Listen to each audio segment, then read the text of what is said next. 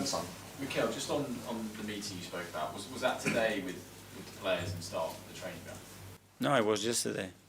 We have meetings every day. This is not something different. Yeah, it just feels like this was a more kind of impactful meeting than you maybe had. We had many others. Weeks ago in Milan we had a big one as well. So, no, it is what is required. Is at the end sometimes you have to check. How do you feel? And how do I feel? And I need to express that. And that's very good. And especially is how, if not, you just get in the daily routines and it's not efficient. Is what do I want? How do I want to live the next 4 months in the beautiful context that we have ahead of us? And it's a very important question. And when you have these periods where, you know, it's a sort of a wobble in the season, do you have someone who you can talk to, who you can sort of, you know, calibrate yourself with and kind of get perspective yourself? Because obviously you're leading this club, but do you have someone you can lean on and who's that, and how do they help you? Anyone. I can talk to Josh, I can talk to Rich, I can talk to Andrea, to staff, to players, which is the best information that you can have because they are the ones that are daily there on the pitch. I have coaches, I have family. So I'm very lucky because I can open and ask the right questions and understand how I feel as well. Ed from The Guardian. Just on the meeting, you obviously had these meetings before. You have a lot of them with the players, but when you've had other setbacks in the past and you've had these meetings, do you sense that this time around that the players have got the belief that they can come back from this, despite all the scar tissue that some of them have from previous season? Yes, because when I ask them how they feel, and I think if I have to, probably it was like this. Vamos, let's go. And that's the mindset, and this is what this moment requires, is that energy, that conviction, because of what we are doing. That's it, and place it in a natural way. Because if we want to achieve that, there are going to be bumps in the road. If not, guys, we are kidding ourselves. That's it.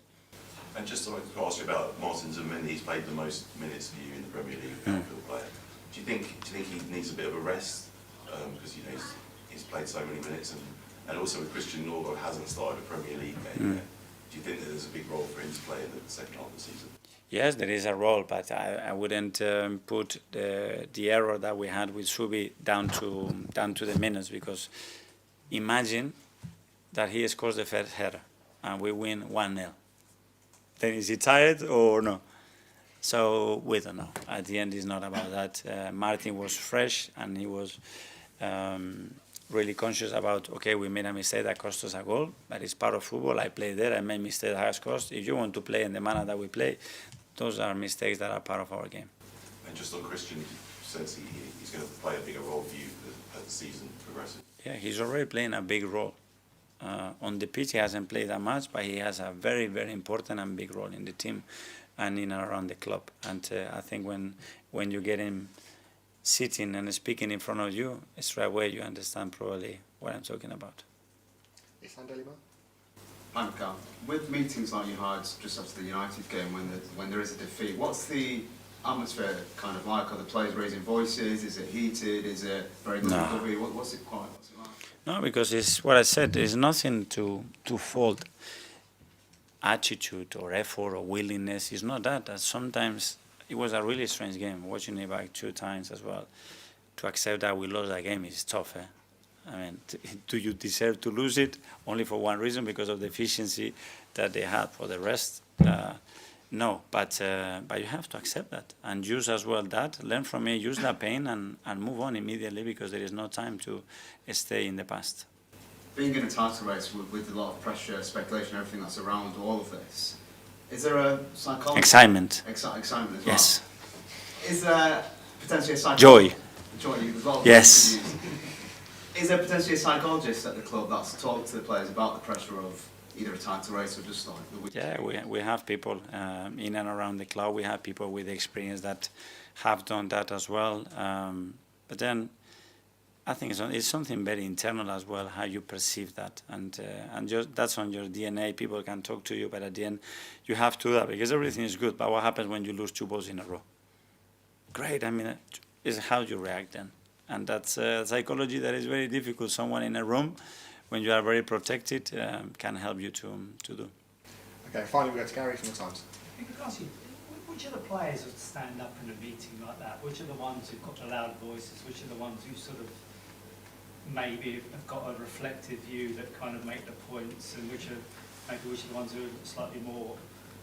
A lot of players, but it's not about raising the voice. It's actually talking about what is relevant, how can we help the team, how do I feel? Because when you have a defeat or you have a moment, whatever it is, the tendency is to start about other people and others they don't do or they do. No, talk about yourself. How do I feel, or how can I do this better, or how can I help, or what am I not doing? And that's much more powerful. And then we can talk about the rest of the things. And that's for me the most important thing. And we have a group that is so honest. When it has to be vulnerable, it's vulnerable. And especially because they want it that badly that that the energy that you feel immediately is incredible. It was noticeable on Sunday after, I think it was the one when United went 2-1, the players had a big meeting in the centre. They all got together, which I don't think I've ever seen that this season. And it almost looked like there was some very honest things said in that meeting about who's not doing what. So I just wondered, who is someone like Declan, or who would be the person who actually sort of says, come on guys, you're not doing your job, I'm not doing my job? That's the team as a whole, and someone might lead it in one moment. I don't know who it was in that moment, but that's taking ownership and just making things that can help the team in the moment, because after it's too late.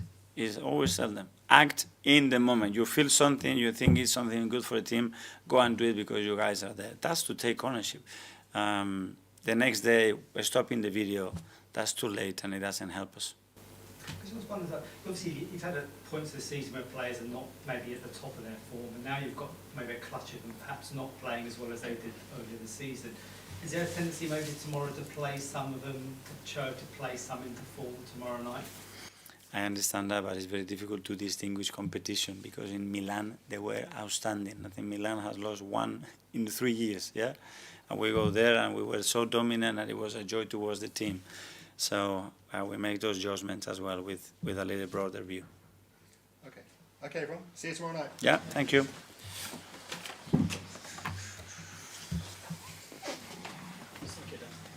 Thank you. Good to meet you. Good to meet you. See you tomorrow. Yes. See you tomorrow. See you guys.